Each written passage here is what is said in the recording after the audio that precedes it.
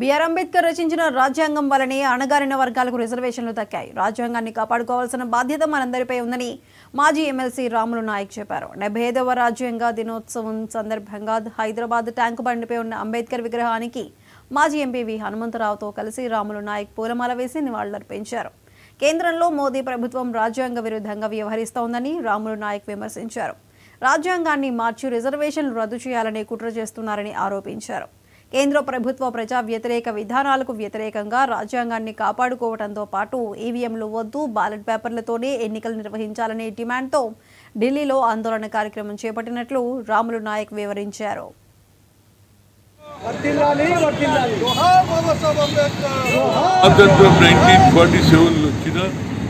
భారత రాజ్యాంగం రాయాలే మన దేశ పరిస్థితుల వల్ల అన్ని కులాలు అన్ని మతాలు ఉన్నాయి.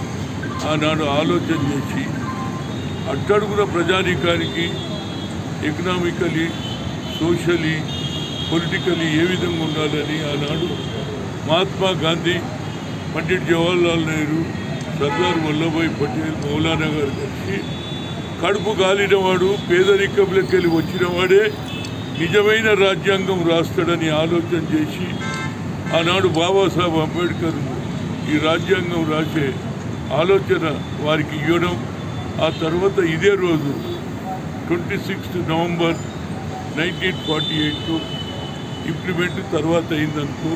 కానీ నా ఉద్దేశంలో ఈ రోజులలో రాజ్యాంగాన్ని కూడా పక్కకు పెట్టాలని, ఈ దేశంలో అన్ని కులాలు అన్ని మతాలు ఉన్న భారతదేశం ఇది సెక్యులర్ దేశం.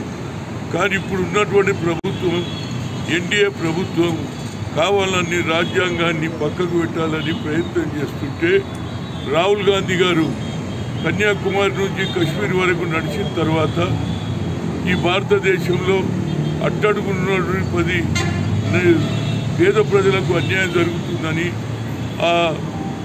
ఏదైతే కన్యాకుమారి నుంచి కర్కోజ్ భారత జోడో యాత్ర చేస్తే అందులో ఆయనకు తెలిసింది ఏంటంటే రైతుల సమస్య, నిరుద్యోగుల సమస్య, అట్టడుగున ఉన్నటువంటి ప్రజానీకానికి ఏ విధంగా వాళ్ళ స్థితిగతులు ఉంటున్నాయని, వాళ్ళ పరిస్థితి ఏ విధంగా ఉందని ఎక్స్రే ద్వారా చేయాలంటే కులగన జరగాలని అన్నాడు. స్వాతంత్రం 1947లో వచ్చిన భారత రాజ్యాంగం రాయాలే మన దేశ పరిస్థితుల వల్ల అన్ని కులాలు అన్ని మతాలు ఉన్నాయి.